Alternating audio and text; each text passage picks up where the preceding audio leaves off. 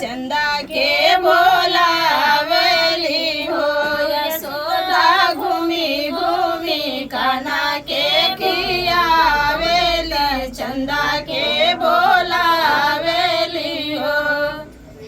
अरे आवा चंदा मामा परे आवा नदिया किनारे आवा हो चंदा आवा नाया गनवा हमारे कन्हैया मोरा खेलई हो चंदा आवा नाया गनवा हमारे कन्हैया मोरा खेलसु सोने के थरियावा मंगाई देबै जलवा भराई देबै हो चंदा आई नाया गनवा हमारे कन्हैया मोरा खेलसु हो चंदा आई नाया गनवा हमारे कन्हैया मोरा खेलसु